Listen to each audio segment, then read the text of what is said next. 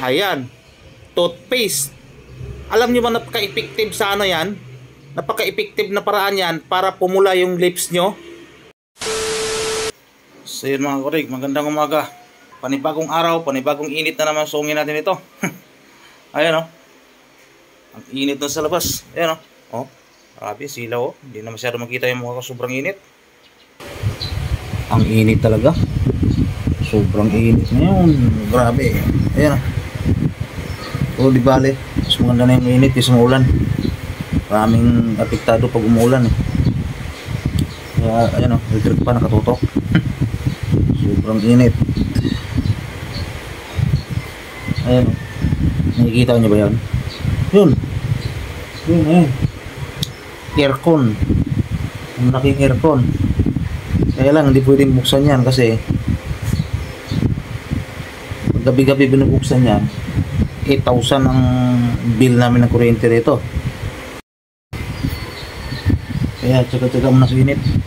Gawa naman ng paraan, itutok ko trip pan. Ano, grabe yung init na sa labas o, yun o.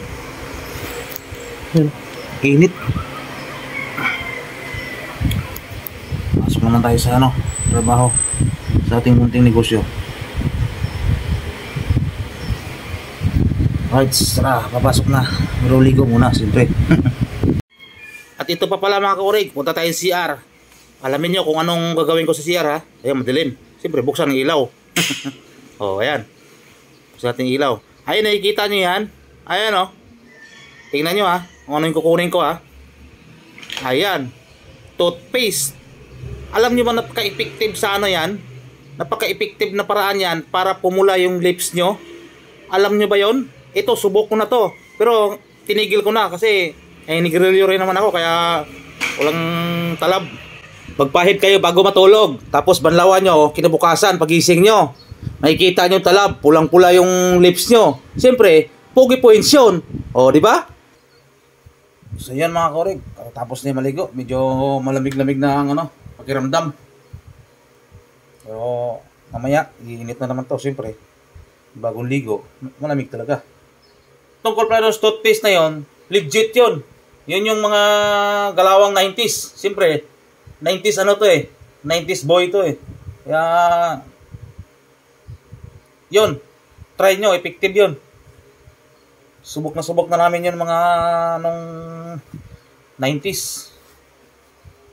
Kahit magtanong kayo si Iba. Siguro marami na rin nakakaalam dyan. Pero, i-share ko na lang din sa inyo para baka nakalimutan nyo na eh. O baka nakalimutan na ng iba. Share natin kasi ngayon, iba na panahon ngayon eh. Ano na ngayon eh, new generation na yan eh. Siyempre, nung 90s, mga tawag doon, mga tao noon, sabihin nila, makaluma. Pero try nyo, legit yun, toothpaste. Pahid nyo dito, sa lips nyo.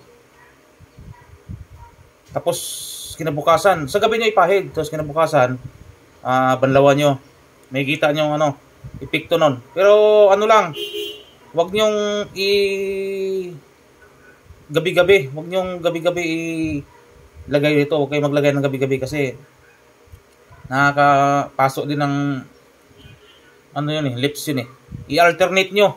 Pag wala na yung effect ng pula nya sa lips, maglagay kayo ulit. Yun. Very good. Try nyo.